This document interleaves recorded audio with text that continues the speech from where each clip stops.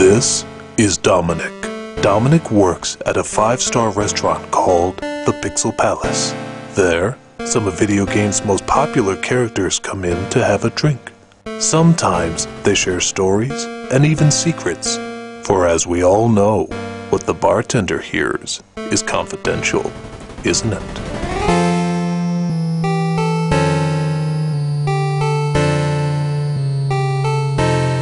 So I'm sitting there tending bar when in walked someone who stayed out of the spotlight for a very long time, Duke Nukem.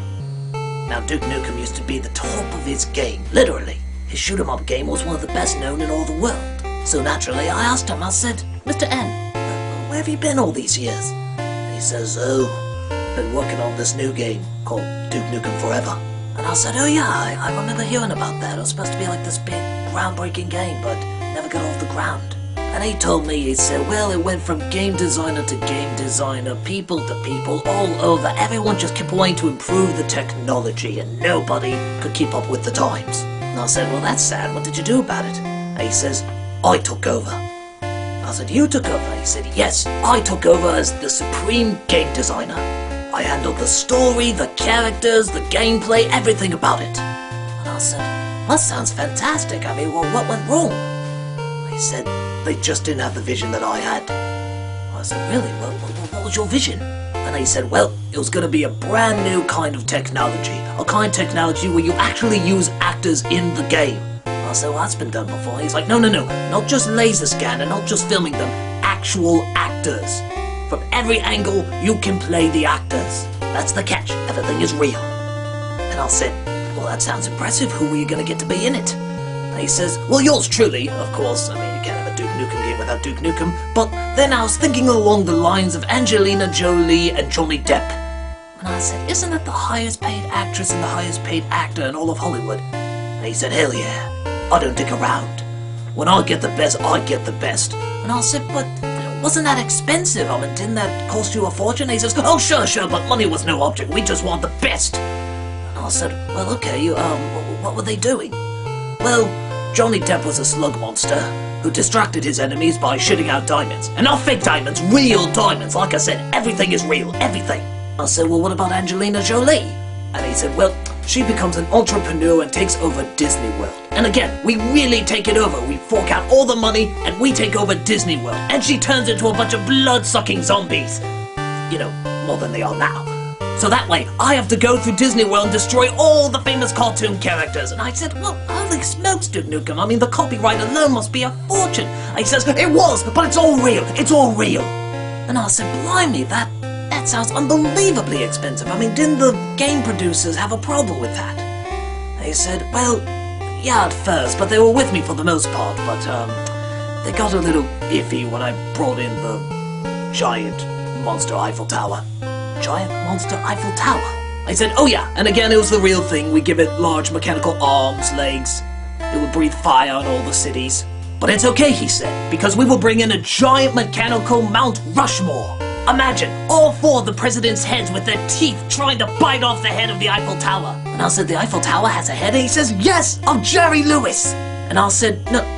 None of this would be computer animated or digital. He said, no, it'd be all real. Everything would be real. This would be the groundbreaking game of all time.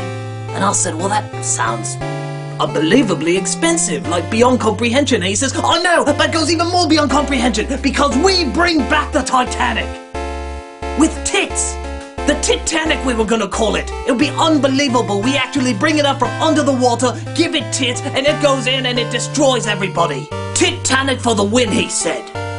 And I said, gee, that sounds unbelievably unreasonable. He says, it gets even more unreasonable. I thought, oh god. For you see, after the Eiffel Tower, Jerry Lewis, Mount Rushmore, Titanic attack, I would do the next best thing. I would purchase a nuclear weapon. The producers would pay for it. I'd take it, I'd launch it, and I'd totally wipe out Canada. First video game in the world to actually destroy a nation. It would be groundbreaking, unbelievable. And I said, you can't blow up Canada. That's where Thalos lives. Where else are we gonna get movie reviews that are so unbelievably monotone? And he said his monotone will go up an octave once he sees that giant mushroom cloud. And I said, but that's anarchy, that's chaos, that's an expensive use of mindless violence. And he said, that's Duke Nukem forever. So I said, well, what went wrong? And he said they thought it was too expensive. Oh, what a shock. And I said, look, Mr. Nukem, I appreciate your passion and your energy, but this would cost billions upon billions upon billions upon billions upon billions of dollars. Who in their right mind would pay for that? He said, the players would. Because everybody would buy this game.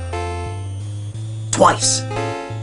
I said, everybody will buy a video game twice. He said, yes, this one they would. And I said, that sounds crazy. He said, you look me in the eye and tell me they wouldn't. God knows I couldn't do it. I couldn't say that people honestly would not buy a game with the Eiffel Tower with Jerry Lewis's head attacking a Titanic with tits, Mount Rushmore with Angelina Jolie, Johnny Depp, and the entire obliteration of Canada. Would you not buy it? And I asked him, I said, you know, obviously the project didn't go forward, but can I give you some advice? People really seem to like character and story. I mean, groundbreaking technology is nice, but overall, they just want to have fun. They just want to enjoy what they're watching, not always be blown away. They have some intelligence. You have to treat your audience with some respect and dignity. So I asked him, I said, what did you go on to do next? He said, I went on to the movie Avatar. Yeah, I wrote the story and directed it with James Cameron and everything, but I sort of wanted to keep a low profile and I didn't mind him getting all the credit, so just decided to let him be the big popular one. Oh. And I said, how's that doing? And he said, highest grossing movie of all time. And I said, technology? Groundbreaking. Story? Ripped off. Characters? Non-existent. And I said, oh, well, I'm glad that's working out for you. And he said, me too. Now if you'll excuse me, I have to smoke a kitten. I'm unbelievably rich, so I can do that. He got up and left. What an asshole. I see a lot of strange things as a bartender. I see a lot of strange things at the Pixel Palace. So, I see a lot of strange things as a bartender at the Pixel Palace. And that ain't no lie. Swear to me.